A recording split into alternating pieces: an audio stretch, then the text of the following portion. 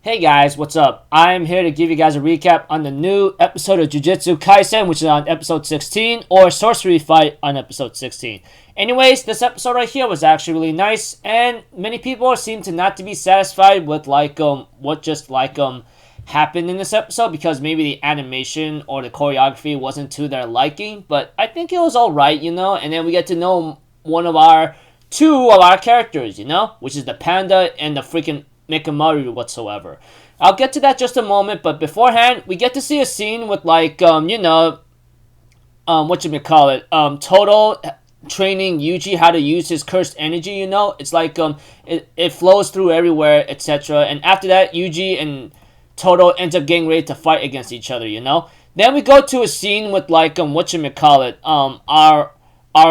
our delinquent girl, Kugisaki, provoking the blondie witch or blondie girl with the freaking broom. I'm sorry, I don't even bother remembering her because unless she has a lot of spotlight and her name is mentioned many times, or if it's even on the list, I can't even find it. Then I will be sure to remember her. But for the time being, it's not really like that at all, And apparently, I think Kugisaki was trying to provoke her in a certain way. And we have to, and Mechamaru shows up and attacks Panda. But we get to know about Panda during his fight with Mechamaru. But before I get into that, let's continue with Kugisaki getting ready to fight against the blondie girl with the broom, Or the flying witch, whatever I want to call her, Forgive me for being such a jerk saying that, but hey, man, I mean, like I said, unless that girl has her name said many times over and over and maybe have some spotlight in the show, guess I will try to remember her or even say her name, but for the time being, she does not seem like too much of a showcase of a character, or should I say a spotlight of a character. Anyways, 90% of the episode just involves the fight between Mechamaru and Panda, And I thought it was a pretty nice episode between these two, and we get to know more information about them.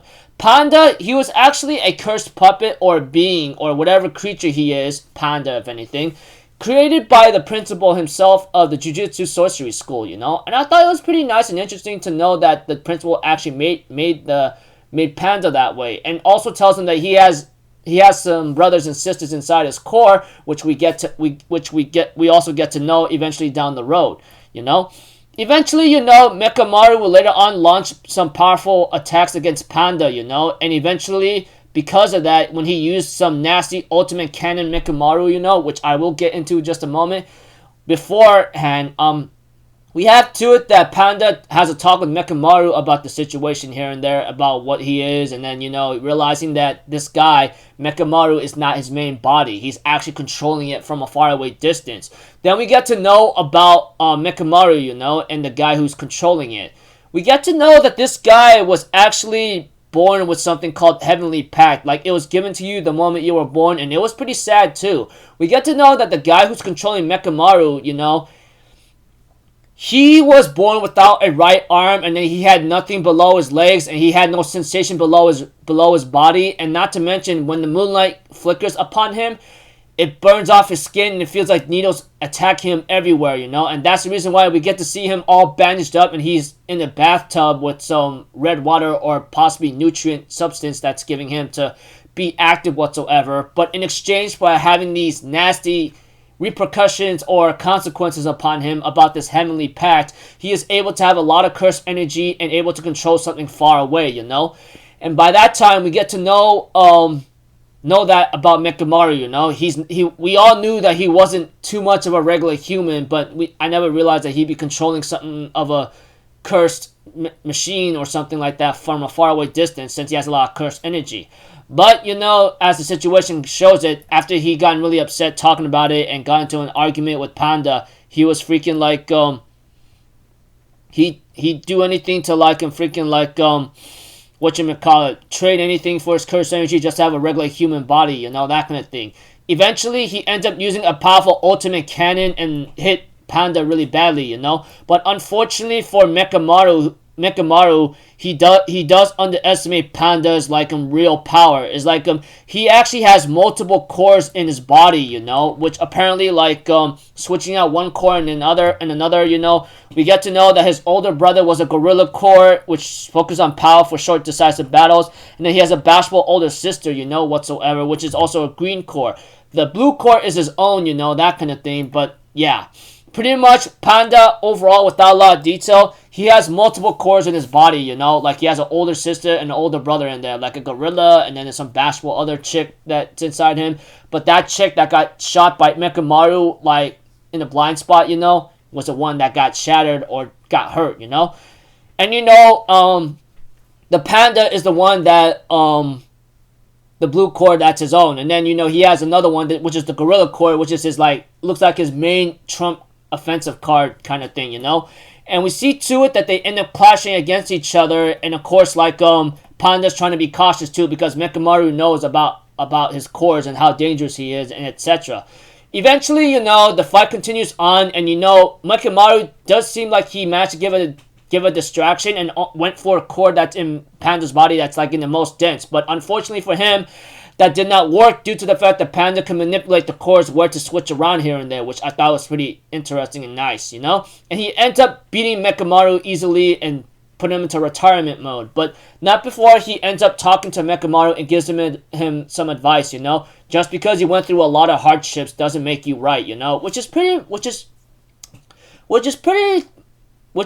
true in a certain sense, you know. You go through certain hardships here and there, but that doesn't mean you're in the right all the time, you know. It's like this guy went through a lot of hell, and then he has the right to like kill some innocent lives and ruin people's lives or do collateral damage just because he has that right through going through hell hardship, you know, that kind of thing.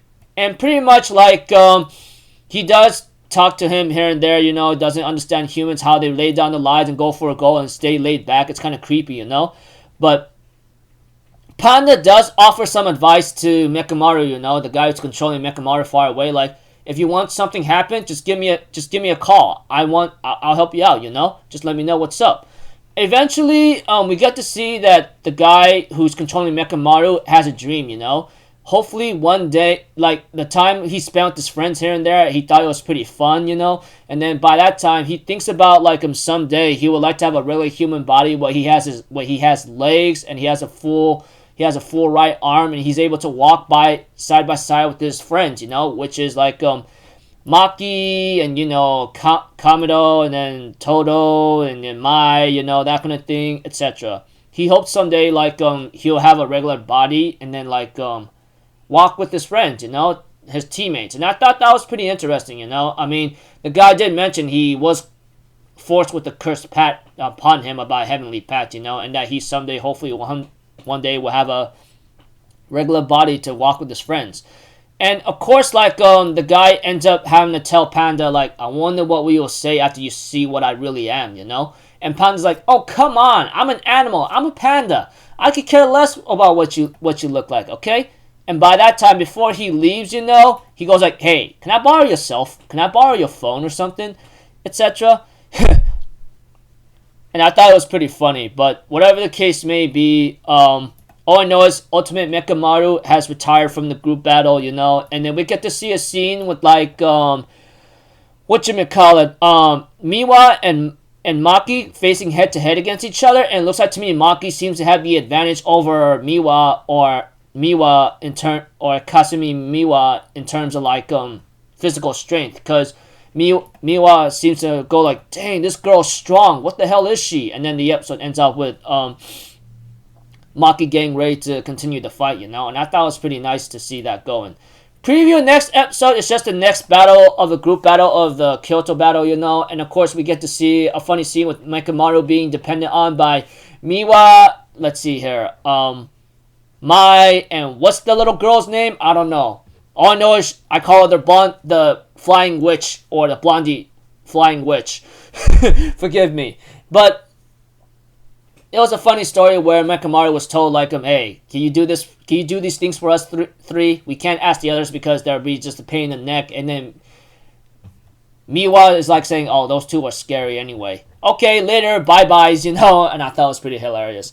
Anyways, the fight between Mechamaru and Panda was really nice. Was pretty cool. I mean, like not a lot of people seem to be satisfied. Maybe because like it's not to their imagination, I guess. But that's how people are nowadays, anyway. You know, it's like what's been happening on with Attack on Titan final season. You know, but I thought the fighting and the action choreography and animation and music was top notch. Was really nice for now. I mean, looking forward to see where Yuji and the others are at, you know. And I would like to see Fushiguro, you know. I mean, like we haven't seen that guy for a while, and hopefully we got to see him very soon. But for now, I think next episode previews the fight between Maki and Miwa. So it looks like to me we're gonna have a cat fight, you know, etc. So until then, people, I'll see you guys in the next video. I'm Alpha Zero. Have a good day, and I'll see you guys next time. All right, peace out. Bye bye. Toot toot.